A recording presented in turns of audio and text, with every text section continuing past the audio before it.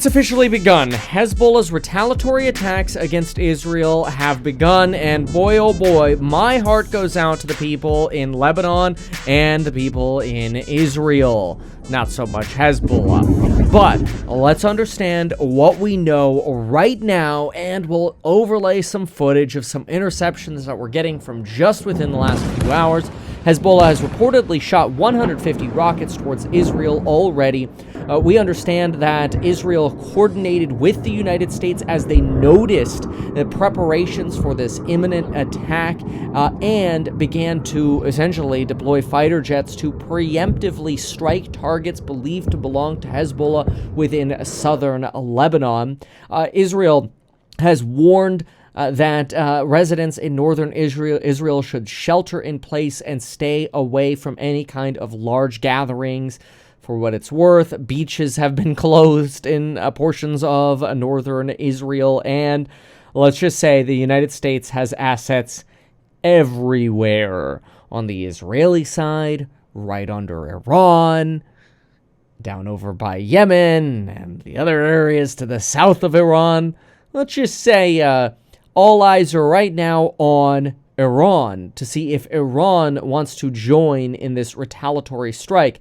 This retaliation by Hezbollah apparently is, which of course Israel will say, well, come on, we attacked you because you attacked us. Anyway, this has been going on for 60 years. We already know that. But apparently this is Hezbollah's retaliation for Israel's killing of their commander, Fouad Shakur. I'm sure I butchered that. In Beirut on July 30th.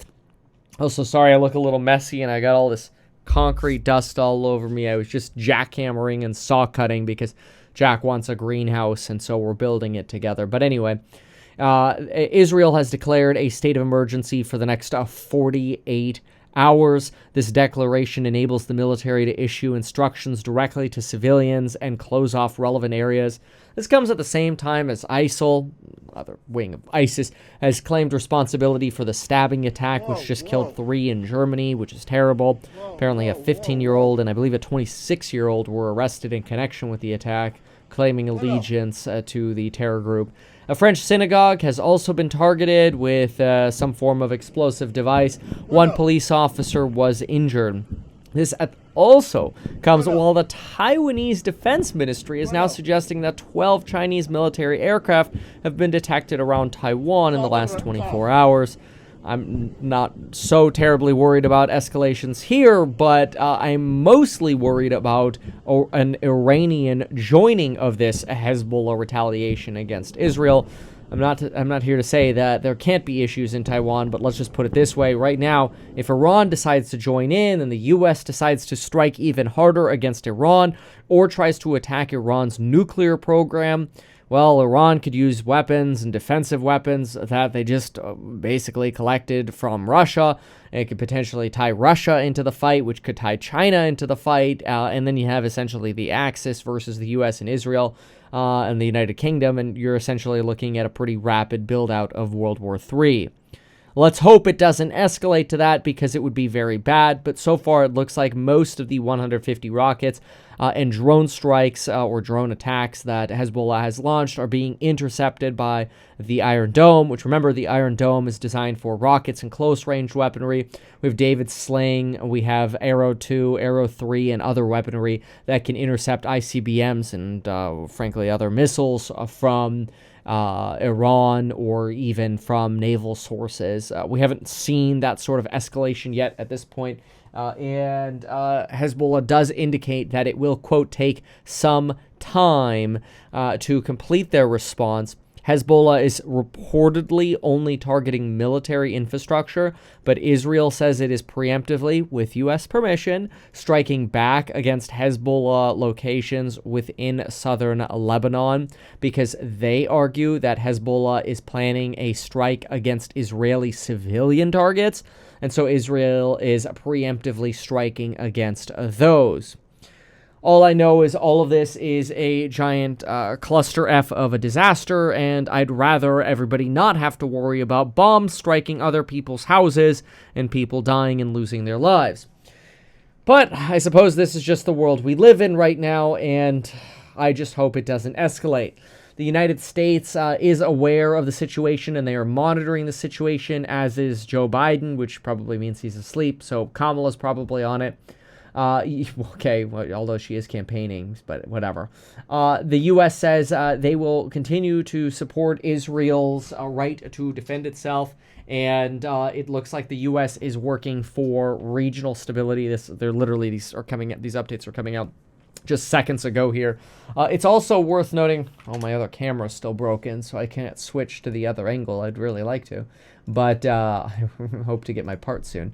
But anyway, hopefully you like that I've updated the mic a little bit. It does look like, and this is a translated statement, so we don't know how good it is, but it does look like that Hezbollah has released a statement. Again, I don't know if this is translated correctly, but it literally says, "We are criminals and we will take revenge." And they talk about why they're taking this against the Zionist regime. They say, "May God have mercy," and a number of our honorable people, women and children who have been martyred. The Mujahideen of the Islamic resistance began an airstrike with a number of marches towards the Zionist depth and towards specific Israeli military targets that will be announced later, along with more strikes. Right now, it looks like they are targeting a number of barracks and Iron Dome platforms that are currently in northern occupied Palestine. Now, keep in mind, it is possible that some of these earlier strikes could just be intention to weaken the Israeli system or defensive system, and basically pave the way for more aggressive attacks or open the door to an Iranian strike. Which would not be good. So, again, nothing yet from Israel, from Iran. Flights into and out of Tel Aviv have been canceled until further notice, and IDF headquarters are holding a meeting with Bibi at 7 a.m. Israeli time, which is coming up here pretty soon. So we'll see what that meeting holds. We'll see what happens with Iran. We'll see if anything progresses out of anything else. But, folks, it's not good. We'll keep doing our best here to cover it, and I wish you all the best of safety. Thank you so much for watching. We'll see you all soon. Goodbye and good luck. These things that you told us here, I feel like nobody else knows about this. We'll try a little advertising and see how it goes. Congratulations, man. You have done so much. People love you. People look up to you. Kevin Paffrath there, financial analyst and YouTuber. Meet Kevin. Always great to get your take.